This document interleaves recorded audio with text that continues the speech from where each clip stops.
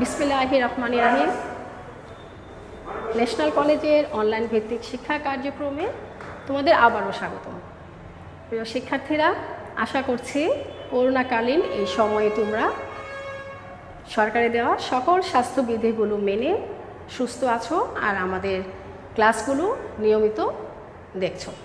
তো শিক্ষার্থীরা, গত ক্লাসে আমি তোমাদের জীববিজ্ঞান প্রথম পত্রে হতে প্রথম অধ্যায় কোষ ও কোষের গঠন নিয়ে আলোচনা করেছিলাম, আর আজ তারই ধারাবাহিকতায় আজকে আমি উক্ত অধ্যায় হতেই মাইটোকন্ড্রিয়া এবং কোষ, উদ্ভিদ কোষের গঠন নিয়ে আলোচনা করার চেষ্টা করছি। আশা করছি তোমরা সবাই লাইভে আছো, আর যারা লাইভে আছো তাদেরকে আমি ধন্যবাদ জানিয়ে আমার ক্লাসটা শুরু করতে যাচ্ছি। তোমরা তোমাদের প্রয়োজনীয় সামগ্রী নিয়ে তোমরা অবশ্যই রেডি হয়ে যাও, আর যদি কোনো রকমের প্রবলেম থাকে তাহলে অবশ্যই আমাকে তোমরা অবগত করবে, আর আমি চেষ্টা করব যে তোমাদের কোনো রকমের প্রবলেম হচ্ছে কিনা সেটা দেখার জন্য। শিক্ষার্থীরা, তো আমি এখন তোমাদেরকে আমার ক্লাসে নিয়ে যাচ্ছি, তাহলে চলো। তো শিক্ষার্থীরা, তোমরা কে কে লাইভে আছো আমি একটু দেখে নিতে চাচ্ছি।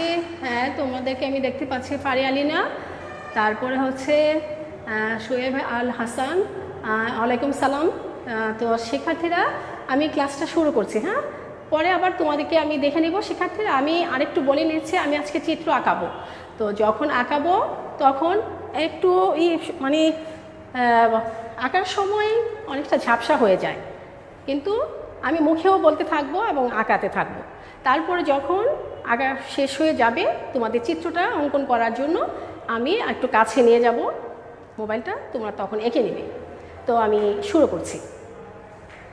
তো শিক্ষার্থীরা, আজকে আমি তোমাদেরকে যে বিষয়টা নিয়ে আলোচনা করব, তোমরা তো জানো আমি গত ক্লাসেই বলেছিলাম যে কোষ আসলে কাজের দিক থেকে বা বৈশিষ্ট্যের দিক থেকে দুই প্রকার।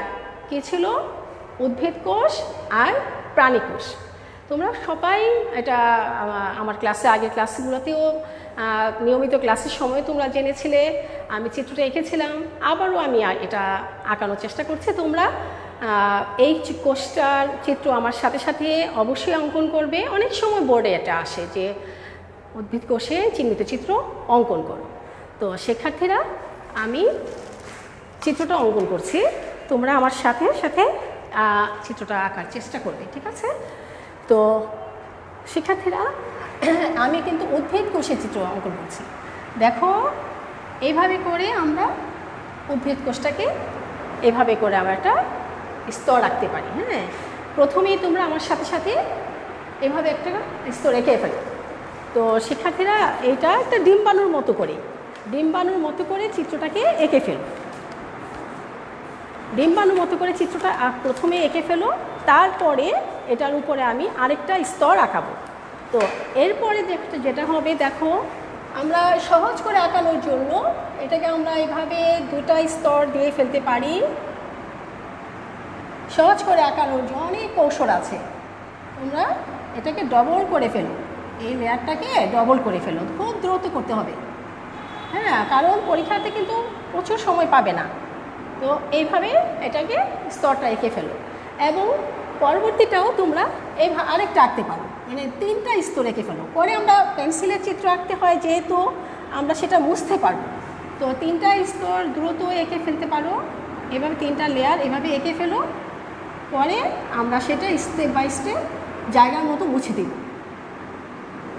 এভাবে করে তিনটা স্তর এঁকে ফেলবে। আমার সাথে সাথে একবার প্র্যাকটিস করে ফেলবো। আমি জানি তোমরা সবাই একটু ভালো আঁকতে পারো, তারপরেও একটু প্র্যাকটিস করো। এখন আমরা কি করতে পারি, এই পাশ থেকে একটু মুছে দিয়ে এইভাবে করে আমরা এটাকে এইভাবে নিয়ে আসতে পারি। হ্যাঁ, এইভাবে করে আমরা কিছু কিছু জায়গায় আমরা এই কাজটা করতে পারি। যেমন এই আগে আমরা এইভাবে করে এটা করে ফেলি, তারপরে আমরা মুছে দিব। কোন জায়গায় মুছতে হবে সেটা আমরা পর্যায়ক্রমে মুছে দিব। আগে এইভাবে এঁকে যাও।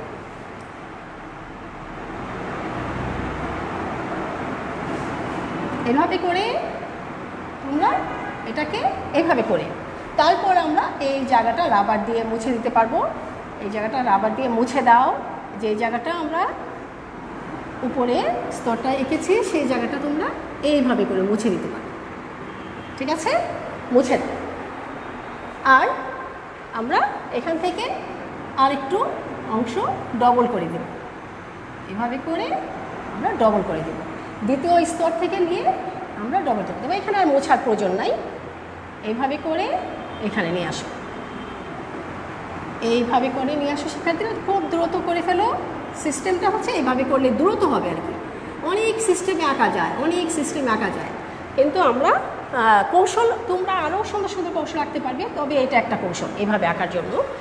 তারপরে আমরা কি জানি যে এটার মধ্যে কিন্তু একটা প্লাজমা মেমব্রেনটা মাঝখানেরটা থাকবে, এটা ভিতরে ফাঁকা থাকে, তাই আমরা এইভাবে করে দুটার স্তরের মাঝখানে আমরা আরেকটা মুছে দিতে পারি। দেখো কীভাবে আমি মুছে দিচ্ছি, এই যে দেখো প্রত্যেকটার মাঝখান থেকে এইভাবে মাঝখানের স্তরটা রাখবে, আর দুই পাশ থেকে একটু করে মুছে দাও, দুই পাশ থেকে এইভাবে করে মুছে দাও। এটা আমি আবার ঠিক করে দিচ্ছি,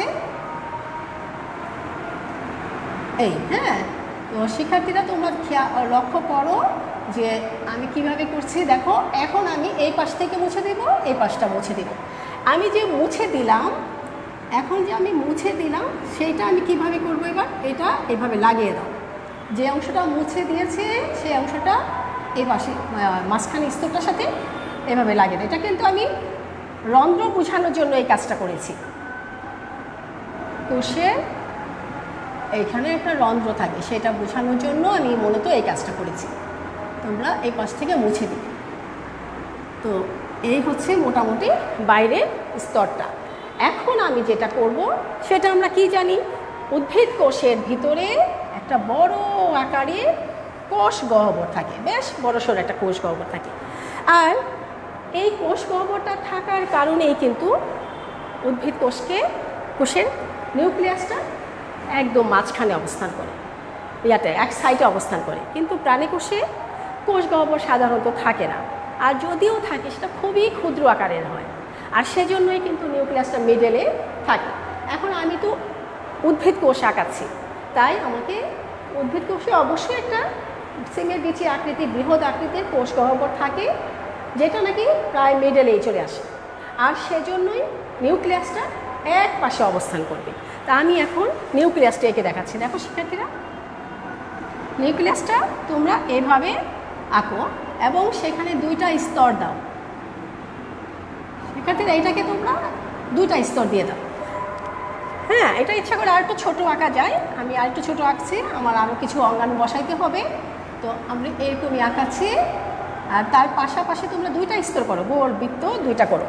করার পরে সে আগের সিস্টেমে তোমরা কি করবে বলো তো, এই যে এখানে শিক্ষার্থীরা তোমরা কি দেখতে পাচ্ছ,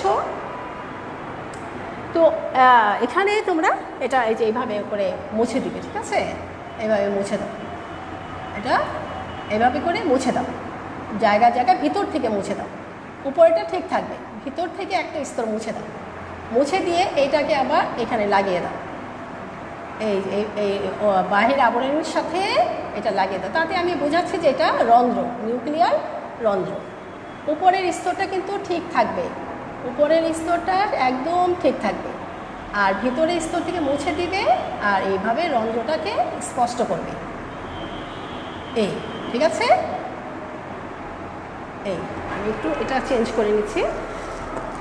আর তারপরে আমরা কি করতে পারি, এবার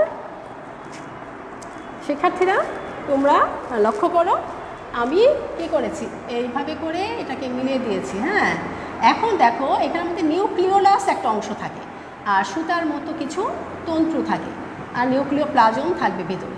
আচ্ছা, এখন আমরা আরও জানি যে কোষের মধ্যে কি থাকে, মাইটোকন্ড্রিয়া থাকে। তো শিক্ষার্থীরা তোমরা এই তো দেখতে পাচ্ছ। হ্যাঁ, এখন দেখো মাইটোকন্ড্রিয়াটা আমি আঁকাচ্ছি। মাইটোকন্ড্রিয়া আমরা এভাবেও আঁকাতে পারি, আমরা এটা যে কোনো পাশে বসাতে পারি। তো মাইটোকন্ড্রিয়াটা আমরা এভাবেও আঁকাইতে পারি, এবং মাইটোকন্ড্রিয়াটা তো এই যে এইভাবে করে এভাবে করে এনে আমরা এই যে এইভাবে করে আমরা এটাকে মাইটোকন্ড্রিয়াকে বোঝাতে পারি।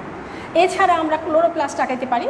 ক্লোরোপ্লাস্টটাকে তোমরা এভাবে দাও, দিয়ে এই যে এভাবে করে এভাবে করে এভাবে করে দাও,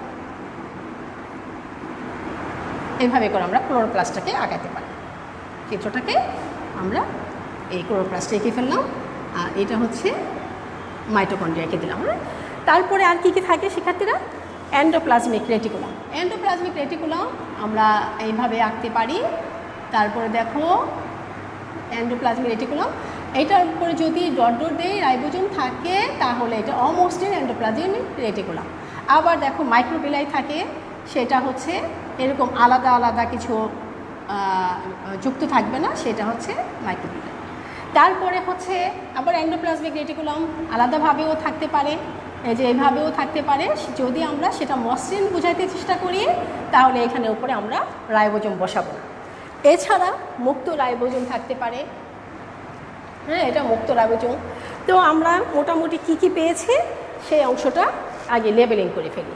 তো শিক্ষার্থীরা তোমরা দেখে থাকবে যে এছাড়া সিনোসাইটোসিস এইভাবে ফুসকা থাকে, এইভাবে করে একাধিক থাকে, আমরা একটা দুটো একেও দেখাতে পারি, এইভাবে অনেকগুলা থাকতে পারে, এইভাবে অনেকগুলো থাকতে পারে।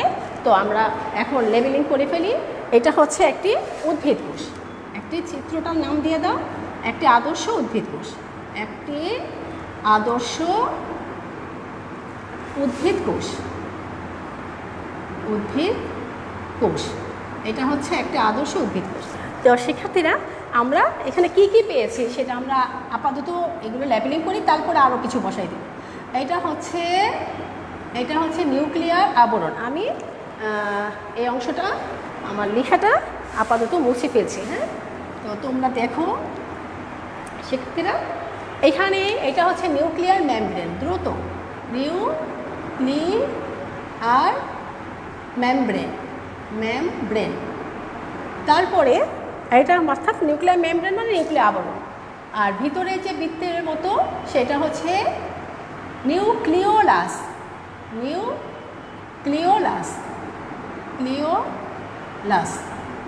নিউক্লিওলাস এটা হচ্ছে ক্রোমাটিন তন্তু।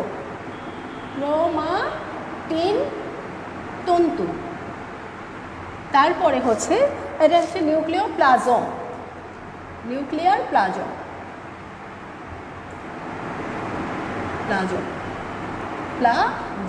এখন শিক্ষার্থীরা দেখো, একটা নিউক্লিয়াসের ভিতর এতগুলো অংশ আছে, তাই আমরা এটাকে সম্পূর্ণটাকে কি বলবো এবার? নিউক্লিয়াস। অর্থাৎ একটা নিউক্লিয়াসের বিভিন্ন অঙ্গাণুগুলো লিখে তারপরে আমরা দিয়ে দেব এইটা হচ্ছে সম্পূর্ণ একটা নিউক্লিয়াস। তারপরে দেখো আমরা এখানে পেয়েছি কি মাইটোকন্ড্রিয়া। আমরা এখানে লিখে দিই এটা হচ্ছে মাইটোকন্ড্রিয়া। এটা কি ছিল? ক্লোরোপ্লাস্ট।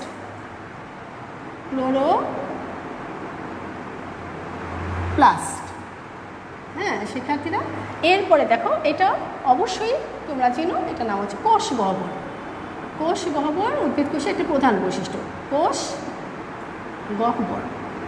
তারপরে আমরা কি দিতে পারি? এই যে এখানে একটা নাম হচ্ছে রাইবোজোম, মুক্ত রাইবোজোম।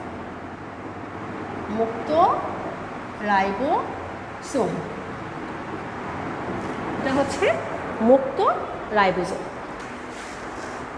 তো শিক্ষার্থীরা তোমরা লক্ষ্য করো, এটা হচ্ছে মুক্ত রাইবোজোম। আর আমি এখন যেটা তোমরা কি এতটুকু চিহ্নিত করতে পেরেছো শিক্ষার্থীরা? হ্যাঁ, অবশ্যই তোমরা রোলগুলো লিখবে, অবশ্যই রোল লিখতে হবে। আর আমি যা আঁকছি তোমরা সেটা দ্রুত করে ফেলো। তো এখন দেখো আমি আর কি পাচ্ছি এটার ভিতরে। সাইটোপ্লাজম, এই খালি যে অংশগুলো আমরা দেখতে পাচ্ছি সেগুলোর নাম কিন্তু সাইটোপ্লাজম। তাহলে আমরা এখানে এটা খালি জায়গাটাকে দিয়ে দিচ্ছি সাইটোপ্লাজম।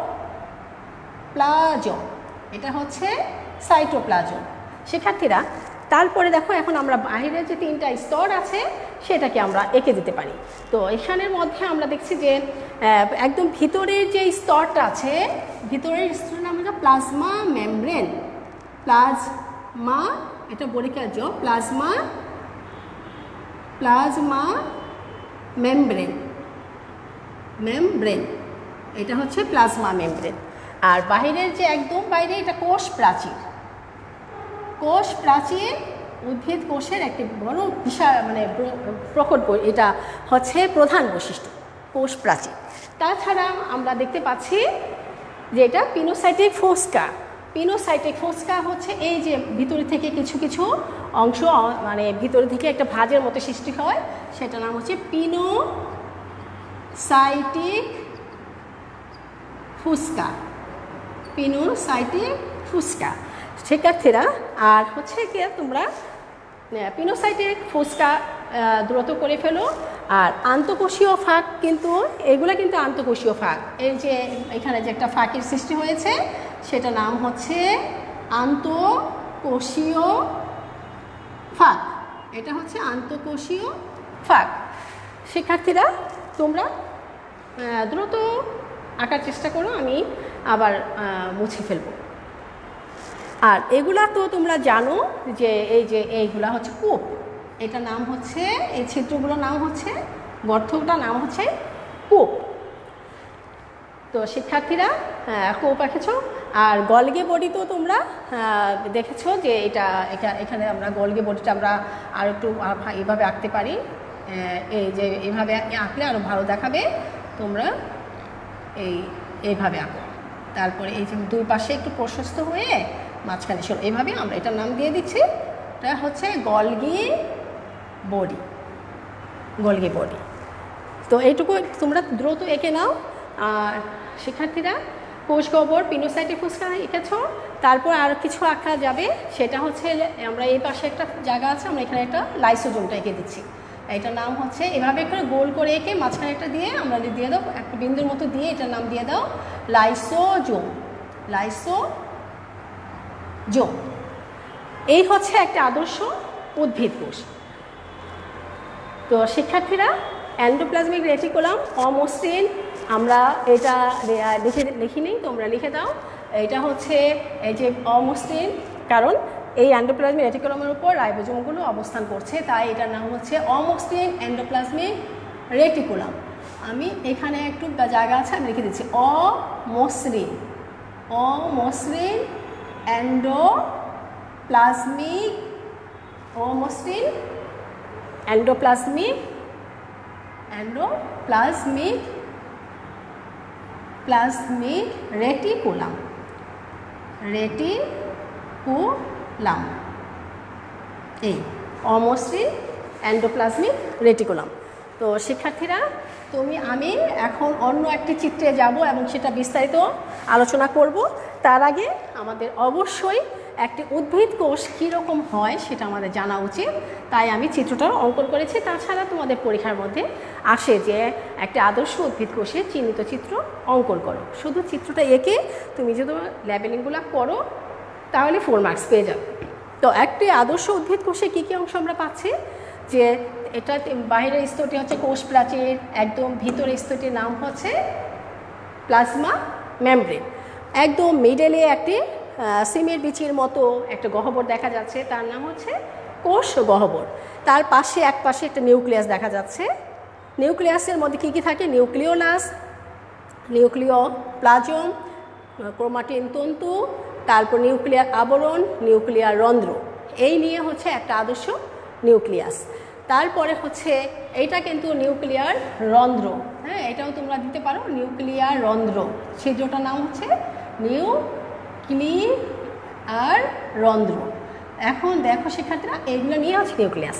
তারপরে আছে লাইসোজোম, মুক্ত রাইবোজোম, এন্ডোপ্লাজমিক অমসৃণ এন্ডোপ্লাজমিক রেটিকুলাম, এটা হচ্ছে গলগি বডি, এটা হচ্ছে মাইটোকন্ড্রিয়া, এটা হচ্ছে প্লাস্টিড, তারপরে হচ্ছে এটা মসৃণ এন্ডোপ্লাজমিক রেটিকুলাম, সাইটোপ্লাজম। হ্যাঁ, এই হচ্ছে একটি আদর্শ উদ্ভিদ কোষের চিহ্নিত চিত্র।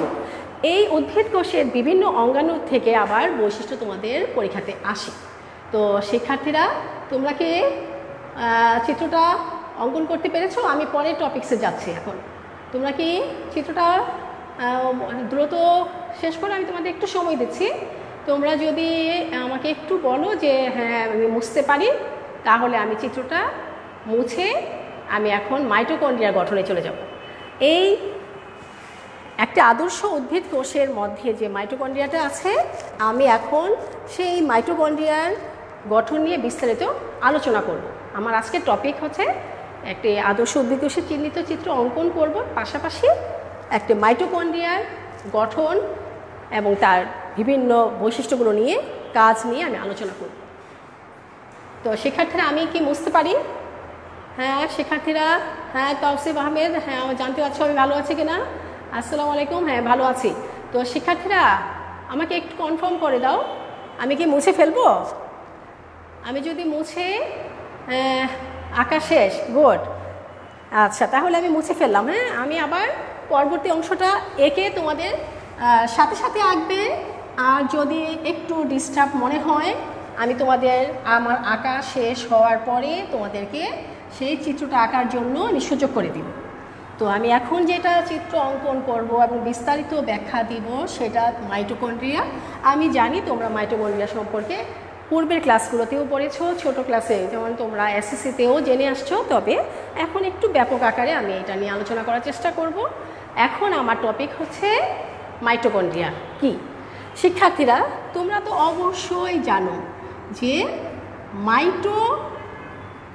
মাইটোকন্ড্রিয়া, হ্যাঁ মাইটোকন্ড্রিয়া কি, মাইটোকন্ড্রিয়া কি অবশ্যই তোমরা জানো যে মাইটোকন্ড্রিয়া হচ্ছে শক্তির আধার, কোষের শক্তির আধার হচ্ছে মাইটোকন্ড্রিয়া। এই মাইটোকন্ড্রিয়া একটি আদর্শ উদ্ভিদ কোষ এবং প্রাণী কোষে, উভয় কোষেই কিন্তু, অর্থাৎ ইউক্যারিওট প্রকৃত কোষে মাইটোকন্ড্রিয়াগুলো অনেক অনেক একটি কোষে মাইটোকন্ড্রিয়ার সংখ্যা অনেক বেশি থাকে। আমরা এই সংখ্যার দিক থেকে কিন্তু মাইটোকন্ড্রিয়া প্রত্যেকটা কোষে মাইটোকন্ড্রিয়া 300 থেকে 400টার মতো থাকতে পারে। আর কি আরও আছে তোমার যকৃত কোষে সেটা 1000-এর মতো মাইটোকন্ড্রিয়া থাকতে পারে। এক একটা যকৃত কোষে 1000-এর মতো মাইটোকন্ড্রিয়া থাকতে পারে, আর সেই অ্যামিবা কোষে আরও বেশি থাকতে পারে। শিক্ষার্থীরা তো আমরা এখন আমি আলোচনা করছি মাইটোকন্ড্রিয়াটা কি। মাইটোকন্ড্রিয়া কি কোষের মধ্যে, এই যে আমি একটু আগে যে একটা উদ্ভিদ কোষ এঁকেছিলাম সেখানে তোমরা মাইটোকন্ড্রিয়াটা দেখেছো, কিন্তু যদি কেউ বলে বা নিজের জানতে ইচ্ছা করে যে মাইটোকন্ড্রিয়াটাকে, তুমি তাকে অবশ্যই একটা স্পেসিফিক একটা সংজ্ঞা দিবে। তো সেটা কি বলবে যে মাইটোকন্ড্রিয়া হচ্ছে প্রকৃত কোষের ভিতরে যে দুইটি আবরণ বিশিষ্ট সামান্য সাইটোপ্লাজম নিয়ে গঠিত, যার যে অঙ্গটি কী করে যে এটিপি, হ্যাঁ সিনথেসিস, তারপরে হচ্ছে ইলেকট্রন ট্রান্সপোর্ট সিস্টেম, তারপরে হচ্ছে এই কাজগুলো করে শক্তি উৎপাদন করে, সেটাই হচ্ছে মাইটোকন্ড্রিয়া। তাহলে ইলেকট্রন ট্রান্সপোর্ট সিস্টেম, তারপরে হচ্ছে আর কি করে এটিপি সিনথেসিস, হ্যাঁ যে অঙ্গটার মধ্যে এই অংশগুলো ঘটে, ক্রেবস চক্র, ফ্যাটি অ্যাসিড চক্র, অর্থাৎ কোষের মধ্যে একটি আদর্শ উদ্ভিদ বা প্রাণী কোষের মধ্যে দ্বিস্তর বিশিষ্ট এবং সামান্য সাইটোপ্লাজম নিয়ে যে অঙ্গটি গঠিত এবং যে অঙ্গটি ফ্যাটি অ্যাসিড, যে অঙ্গটির মধ্যে ফ্যাটি অ্যাসিড চক্র, ক্রেবস চক্র, electron transport system, ATP synthesis গুরুত্বপূর্ণ কাজগুলো সংঘটিত হয় এবং শক্তি উৎপন্ন হয়, সেই অঙ্গটির নাম হচ্ছে মাইটোকন্ড্রিয়া। তো শিক্ষার্থীরা এখন যদি আমি বলি এই যে মাইটোকন্ড্রিয়া, এটির নামকরণ করেছে কে? মাইটোকন্ড্রিয়ার নামকরণ করেন কে? নামকরণ করেছেন কোন বিজ্ঞানী, তাই না? কে করেছে? কোন বিজ্ঞানী করেছেন? কোন বিজ্ঞানী মাইটোকন্ড্রিয়ার নামকরণ করেছেন? কোন বিজ্ঞানী? আমাদের তো অবশ্যই এটা জানা প্রয়োজন, কোন বিজ্ঞানী। তো মাইটোকন্ড্রিয়াটা কে আবিষ্কার করেছিলেন? আমাদের কার্ল ব্যান্ডা, বিজ্ঞানী কার্ল ব্যান্ডা মাইটোকন্ড্রিয়াটি আবিষ্কার করেছিলেন 1897 খ্রিস্টাব্দে। কার্ল ব্যান্ডা, বিজ্ঞানী CARL, কার্ল ব্যান্ডা, বিজ্ঞানী কার্ল ব্যান্ডা মাইটোকন্ড্রিয়াটি আবিষ্কার করেছেন 1897 খ্রিস্টাব্দে। 1897 খ্রিস্টাব্দে 1897 খ্রিস্টাব্দে এই মাইটোকন্ড্রিয়ার নামকরণ করেছে। শিক্ষার্থীরা তোমরা এটা অবশ্যই লিখে ফেলবে, কোনো সময় নষ্ট করবে না।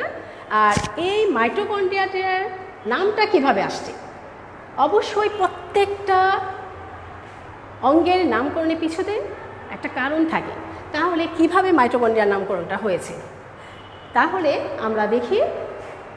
এটা হচ্ছে একটা গ্রিক শব্দ, ঠিক আছে শিক্ষার্থীরা। আর হচ্ছে আরেকটা মনে রাখবে যে মাইটোকন্ড্রিয়া কোষের ভিতরে যে মাইটোকন্ড্রিয়ার উপস্থিতি সর্বপ্রথম, কোষের ভিতরে মাইটোকন্ড্রিয়ার উপস্থিতিটা সর্বপ্রথম যে বিজ্ঞানী করেছেন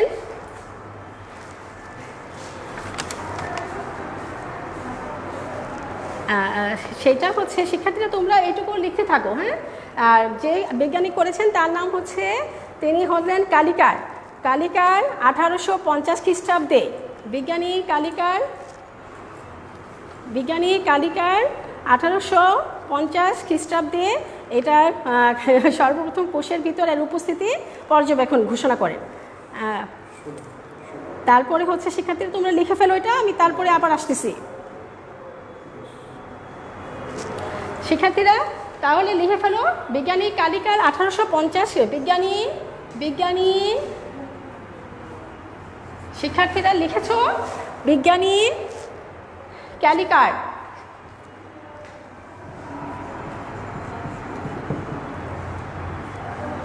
বিজ্ঞানী ক্যালিকার কি করেছেন?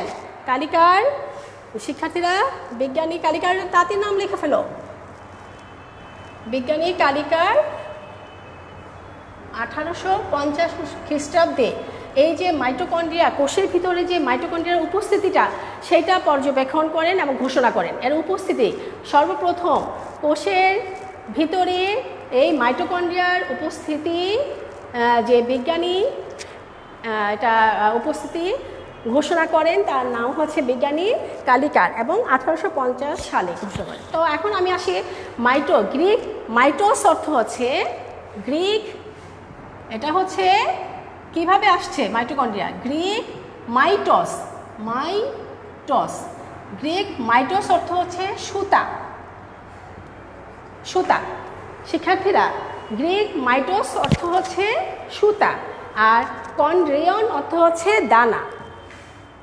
কন্ড্রিয়ন DRION, কন্ড্রিয়ন অর্থ হচ্ছে দানা। তার মানে কি, সুতা আকৃতির দানা বিশিষ্ট যে অঙ্গটি কোষের মধ্যে অবস্থান করে সেটাই হচ্ছে মাইটোকন্ড্রিয়া। তাহলে শিক্ষার্থীরা তোমরা এটা লিখেছো দ্রুত, এটা MCQ আসে। একটা হচ্ছে কি, মাইটোকন্ড্রিয়া নামকরণ করেছেন কোন বিজ্ঞানী? কার্ল ব্যান্ডা 1897 খ্রিস্টাব্দে। বিজ্ঞানী কালিকার 1850 খ্রিস্টাব্দে কোষের ভিতর মাইটোকন্ড্রিয়ার উপস্থিতিটা ব্যাখ্যা করেন যে মাইটোকন্ড্রিয়া আছে। আর মাইটোকন্ড্রিয়ার নামটা এসছে গ্রিক, মাইটোস অর্থ হলো সুতা, কন্ড্রিয়ন অর্থ হলো দানা। তাই মাইটোকন্ড্রিয়া হচ্ছে সুতার আকৃতি দানা বিশিষ্ট যে অঙ্গটি সেটি হচ্ছে মাইটোকন্ড্রিয়া। তো শিক্ষার্থীরা আমার আরও অনেক কাজ আছে। মাইটোকন্ড্রিয়ার আকৃতিটা কেমন হয়? শিক্ষার্থীরা দ্রুত আকৃতিটা আমি মুখে বলি, তোমরা আমার সাথে সাথে একটু লিখে নাও। আকৃতি, মাইটোকন্ড্রিয়া অনেক আকৃতি হয়। আকৃতিটা কীরকম হয়? বিভিন্ন আকৃতি হয়, গোলাকার, ডিম্বাকার, সুতা আকার, কুণ্ডলী আকার, তারকা আকার, এরকম দণ্ডাকার, তারপরে সেরকম মানে বিভিন্ন আকারের হতে পারে। আর মনে রাখবে কাজের তারতম্যের সাথে সাথে এদের আকৃতির পরিবর্তন হয়, ঠিক আছে? মানে এটা বিশেষ বৈশিষ্ট্য হচ্ছে যে মাইটোকন্ড্রিয়া যে কাজগুলো করে কোষের, কাজের তারতম্যের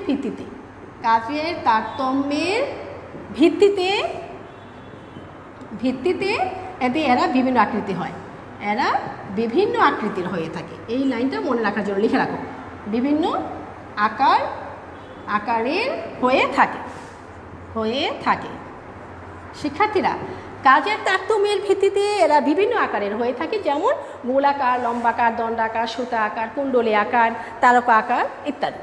তো শিক্ষার্থীরা এবার তোমরা দেখো উৎপত্তিটা কি হতে পারে। মাইটোকন্ড্রিয়া এত গুরুত্বপূর্ণ অঙ্গটি কিভাবে উৎপত্তি হচ্ছে, কোথা থেকে উৎপত্তি হচ্ছে? বিভাজনের মাধ্যমেই এদের সংখ্যাগুলো বৃদ্ধি হয়ে থাকে। সবসময় মনে রাখবা যে বিভাজনের মাধ্যমে, কোষ যে বিভাজন হয়, এই বিভাজনের মাধ্যমেই এদের উৎপত্তি হয়, এদের উৎপত্তি হয়ে থাকে, বিভাজনের মাধ্যমে এদের উৎপত্তি হয়ে থাকে। তো শিক্ষার্থীরা, বিভাজনের মাধ্যমে এদের উৎপত্তি হয় এবং এদের সংখ্যাও বৃদ্ধি হয়ে থাকে। হ্যাঁ, এদের উৎপত্তি ও সংখ্যা বৃদ্ধি হয়ে থাকে বিভাজনের মাধ্যমে, সংখ্যা বৃদ্ধি হয়ে থাকে। তাহলে আমি কি বললাম যে উৎপত্তিটা কীভাবে? বিভাজনের মাধ্যমেই এদের উৎপত্তি ও সংখ্যা বৃদ্ধি হয়ে থাকে। আর মনে রাখবা যে কোষের মধ্যে যদি একটি মাইটোকন্ড্রিয়া থাকে তাহলে সেই মাইটোকন্ড্রিয়াটি বিভাজনে হয়ে অসংখ্য হয়। একটি কোষের আয়তনের প্রায় 20 ভাগই মাইটোকন্ড্রিয়া থাকে। একটা কোষের মধ্যে তার যে আয়তনটা আছে সেই আয়তনের প্রায় 20 ভাগই হচ্ছে মাইটোকন্ড্রিয়া। তাহলে এটা একটা মনে রাখার জন্য দেখো যে একটি কোষের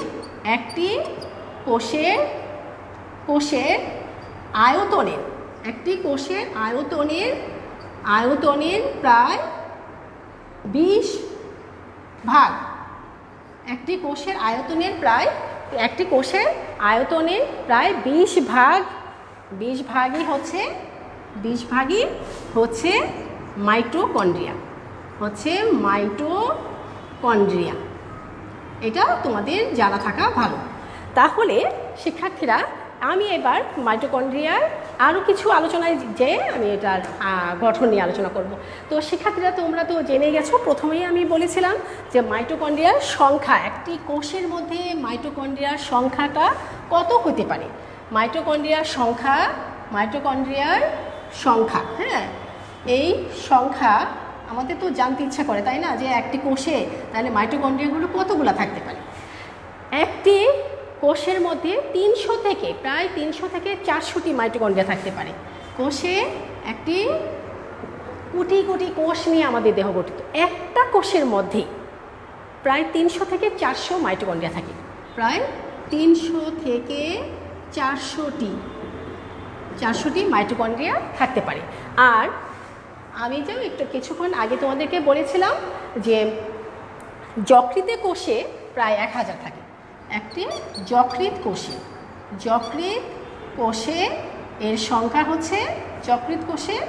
এর সংখ্যা হচ্ছে 1000টি। আর একটি অ্যামিবার ক্ষেত্রে, অ্যামোবার মধ্যে থাকে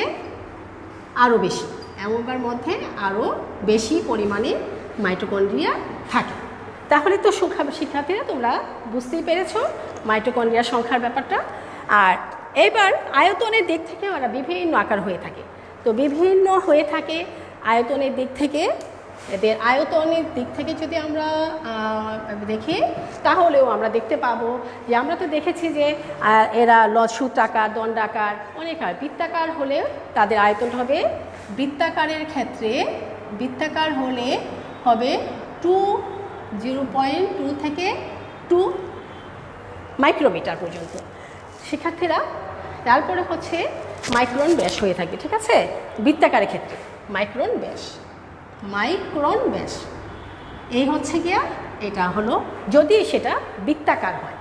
তারপরে যদি সেটা সুতাকার হয় 40 থেকে 70 মাইক্রন হবে। যদি সুতাকার হয় তাহলে 40 থেকে 70 মাইক্রন হয়ে থাকে সুতাকারের ক্ষেত্রে। এটা যদি সূত্রাকার হয় তাহলে 40 থেকে, সূত্রাকার হলে তোমার 40 থেকে 70 মাইক্রন হবে। শিক্ষার্থীরা দ্রুত লিখে ফেলো, মাইক্রন হবে। তারপরে হচ্ছে এটা, আর যদি তোমরা মাইক্রন হবে। আর দণ্ডাকার যদি হয় সেক্ষেত্রে 0.9 থেকে এটা হবে, প্রস্থটা হবে, দৈর্ঘ্যটা হবে। যদি দণ্ডাকার হয় তাহলে দৈর্ঘ্যটা হবে, দণ্ডাকারের ক্ষেত্রে কি হবে দৈর্ঘ্য শিক্ষার্থীরা 0.9, আর 0.5 হবে প্রস্থ যদি সেটা দণ্ডাকার হয়। দণ্ডাকারের ক্ষেত্রে দৈর্ঘ্যটা হবে 0.9 থেকে 9, আর প্রস্থ হবে প্রস্থ হবে 0.5 মাইক্রন। তো শিক্ষার্থীরা যদি সেটা দণ্ডাকার হয়ে থাকে সেই ক্ষেত্রে, আর হ্যাঁ এই হচ্ছে মাইক্রন। এখন তোমাদের মনে রাখা উচিত যে মাইক্রনের হিসাবটা কি। 0.001 সমান হচ্ছে 1 মাইক্রন। হ্যাঁ, এটা হচ্ছে 0.001 সমান হচ্ছে 1 মাইক্রন, 1 মাইক্রন। তাহলে বুঝতে পেরেছ, মাইক্রনিক হিসাব হচ্ছে 0.001 সমান হচ্ছে 1 মিলিমিটারের সমান হচ্ছে 1 মাইক্রন। ঠিক আছে শিক্ষার্থীরা? তাহলে তোমরা লিখে নাও তাড়াতাড়ি, সমান 1 মাইক্রন। তাহলে দেখো এই যে মাইক্রন হিসাবটা হলো 0.001 থেকে 1 মিলিমিটার সমান হচ্ছে 1 মাইক্রোমিটার। এই হচ্ছে তোমাদের এটার হিসাব। শিক্ষার্থীরা এখন আমাকে খুব দ্রুত সামনে যেতে হবে। এটা লিখেছ, তোমরা লিখেছো, তাড়াতাড়ি আমাকে জানাও এইটুকু তুলেছো কিনা। এগুলো এমসিকিউর জন্য গুরুত্বপূর্ণ। শিক্ষার্থীরা এইটুকু উঠেছ? আমি কি এখন বুঝতে পারি? শিক্ষার্থীরা হয়েছে? যদি হয়ে যায় আমাকে একটু অবগত করো, আমি মুছে ফেলবো এই অংশটুকু। আমার গুরুত্বপূর্ণ অংশে এখন যেতে হবে, আরও গুরুত্বপূর্ণ অংশে মুছে ফেলি। হ্যাঁ, তা ঠিক আছে। তাহলে আমি এখন মাইটোকন্ড্রিয়ার একটা চিহ্নিত চিত্র এঁকে তার বিভিন্ন অংশগুলো বর্ণনা করব। তোমরা আমার সাথে সাথে খুব দ্রুত আঁকবে, কারণ আমার সময়টা একটা নির্দিষ্ট মধ্যে শেষ করতে হয়। তো শিক্ষার্থীরা আমি এখন যে মাইটোকন্ড্রিয়ার ছবিটা আঁকবো, তোমরা সেটার চিত্রটা একবার দেখে নাও। আগে এইভাবে তোমরা চিত্রটা অঙ্কন করো। শিক্ষার্থীরা দ্রুত করো, ঠিক এইভাবে একটা চিত্র অঙ্কন করো এবং এটাকে আবার ডবল অংশ আবার দিয়ে দাও। তো চিত্রটাকে তোমরা এভাবেই আঁকার চেষ্টা করো। প্রথমে একটা লেবেল এঁকে নাও, তারপরে এই অংশটাকে আবার করবে। তো এখন আমরা কি করব শিক্ষার্থীরা দেখো, এটার মধ্যে আমরা যে অংশটা এখন আঁকাবো সেটা আমরা কীভাবে আঁকছি। শিক্ষার্থীরা দ্রুত আমরা এই অংশটাকে ডবল করে ফেলতে পারি। হ্যাঁ, এই অংশটাকে আমরা ডবল করে ফেলতে পারি, খুব কাছাকাছি দিয়ে একটা ডবল করে এঁকে ফেলবো। দ্রুত দ্রুত দ্রুত এভাবে করে একটা ডবল করে এঁকে নাও। এঁকে নেওয়ার পরবর্তীতে আমরা এখন যেটা করব সেটা হচ্ছে আমরা আরেকটা অংশ এখান থেকে নিয়ে এইভাবে করে ভাঁজের মতো করে এইভাবে করে নিয়ে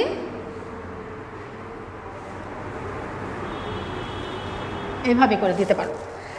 তারপরে আমরা যেটা করব সেটা এখান থেকে নিয়ে এসে এখানে লাগিয়ে দাও। তো শিক্ষার্থীরা এরপরে আমরা এটাকে আবার ডবল করে ফেলতে পারি। খুব দ্রুত করবে, দ্রুত এটাকে আবার ডবল করে দাও। এখন একটা মাইটোকন্ড্রিয়ার মধ্যে কী কী অংশ থাকে আমরা সেই অংশটা এখন আমরা আবার লেবেলিং করে নিব, তারপরে আমি গঠনটা বর্ণনা করবো। ঠিক আছে? তো তোমরা কিন্তু এই মাইটোকন্ড্রিয়ার এই ফিগারটাকে এইটুকু এঁকে নাও। ফিগারটা আঁকার পরে তারপরে আমি যাচ্ছি বাকি অংশের মধ্যে। তো এখানে আমরা যেটা জানবো, যেটা রাইবোজোম থাকে, আমরা এখানে একটু এঁকে নিতে পারি যে এখানে আমরা এটাকে টেনে এক পাশে নিয়ে যাওয়াই ভালো। এটার নাম হচ্ছে রাইবোজোম। তোমরা কি দেখতে পাচ্ছ আমার চিত্রটা? হ্যাঁ, আচ্ছা, থ্যাংক ইউ। তাহলে আমি আবারও শুরু করছি। একটু প্রবলেম হয়ে গিয়েছিল হঠাৎ করে। তো রাইবোজোম, বহিঃঝিল্লি বা বহি আবরণ, অন্তঃঝিল্লি। এখন শিক্ষার্থীরা দেখো এখানে দুইটা প্রকোষ্ঠ আছে। এটার নাম হচ্ছে অন্তঃপ্রকোষ্ঠ, অন্তঃপ্রকোষ্ঠ, প্রকোষ্ঠ। হ্যাঁ, এটা হচ্ছে অন্তঃপ্রকোষ্ঠ। আর এই বাহিরের এই প্রকোষ্ঠটার নাম হচ্ছে, এই পাশেরটা হচ্ছে এটার নাম হচ্ছে বহিঃপ্রকোষ্ঠ, বহিঃপ্রকোষ্ঠ, প্রকোষ্ঠ। তো শিক্ষার্থীরা তোমরা অবগত থাকবে যে আমি এখানে কিছু মতো এইভাবে আঁকা আছে, তোমরা এইভাবে এঁকে নিতে পারো। তারপরে এইখানের মধ্যে তোমরা যেটা করবে সেটা হচ্ছে এইভাবে, এটার নাম হচ্ছে ডিএনএ, এটা হচ্ছে ডিএনএ। তো এই ডিএনএর পরে আমরা আরেকটু কিছু দেখতে পারি। তো সেখানে হচ্ছে এটিপি সিনথেসিস, তোমরা এভাবে আঁকতে পারো যে এটার ভিতর থেকে এইভাবে করে কিছুক্ষণ পরপরই তোমরা এইভাবে করে একটা অংশগুলা দেখাইতে পারো, যেটার নাম হচ্ছে এটিপি সিনথেসিস। তাহলে আমরা এভাবে টেনে এক জায়গায় বসাই দিই, এটা এটিপি সিনথেসিস,